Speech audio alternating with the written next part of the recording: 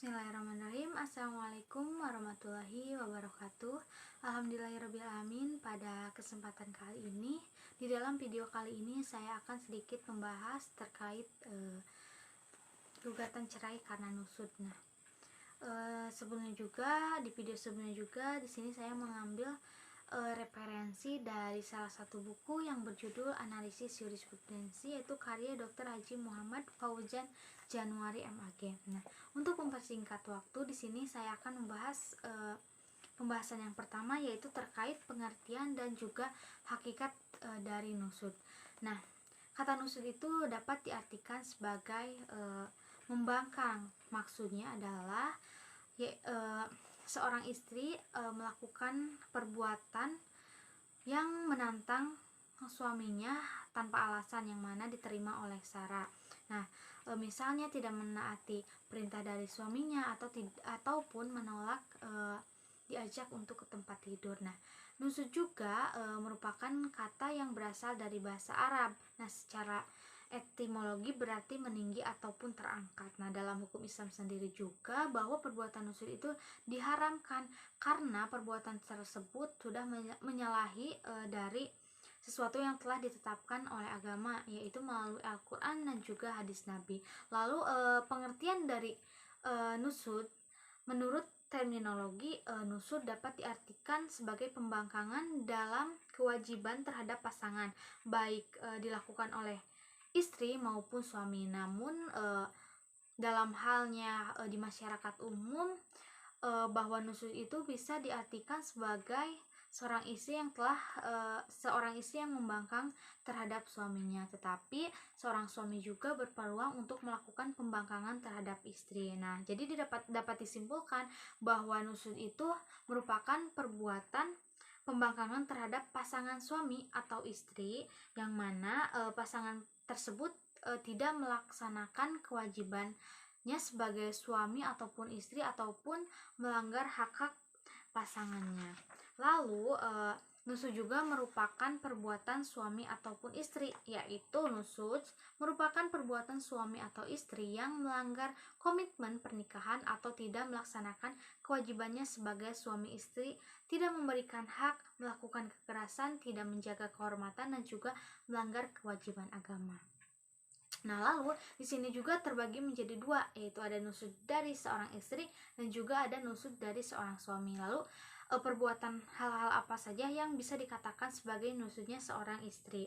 Nah, nusud juga dapat diartikan sebagai kedurhakaan yang dilakukan oleh seorang istri terhadap suaminya. Nah, hal ini juga terjadi dalam bentuk pelanggaran ataupun perintah ataupun penyelewengan dalam hal-hal yang dapat mengganggu keharmonisan rumah tangga. Nah, ada beberapa perbuatan yang dilakukan istri yang termasuk nusud, antara lain yaitu yang pertama, istri tidak mau mengikuti suami untuk pindah rumah yang telah disediakan sesuai dengan kemampuan suami, atau istri meninggalkan rumah tanpa izin suami. Nah, jadi salah satu perbuatan yang seorang istri yang dapat dikatakan nusud itu yaitu si istri tidak mau mengikuti atau tidak mau pindah. Misalkan si suami mengajak pindah ke rumah barunya tetapi si istrinya menolak ataupun tidak mau, merupakan salah satu perbuatan nusud. Ataupun si istri tidak meminta izin keluar rumah kepada suami, maka hal tersebut bisa dikatakan sebagai nusudnya seorang istri terhadap suami. Lalu yang kedua, apabila keduanya tinggal di rumah istri atas seizin istri, kemudian pada suatu hari ketika istri melarangnya untuk masuk ke rumah dan bukan karena hendak pindah yang disediakan oleh suami. Nah, yang ketiga, istri menolak ajakan suami menetap di rumah yang disediakan tanpa alasan yang pantas.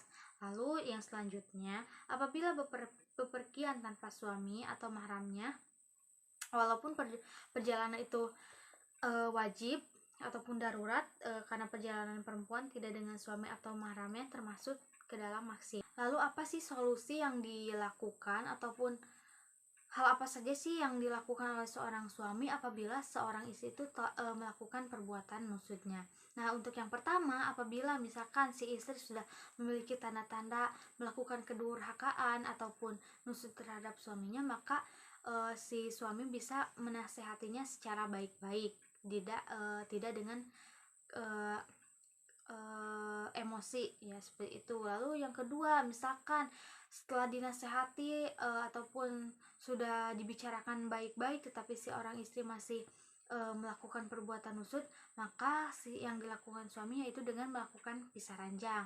Lalu misalkan sudah melalui nasihat kemudian pisah ranjang tetapi si istri masih melakukan perbuatan kedurhakaan terhadap suaminya, maka si suami bisa melakukan dengan memukul istri tetapi tidak memukul kepada bagian-bagian yang memang berbahaya.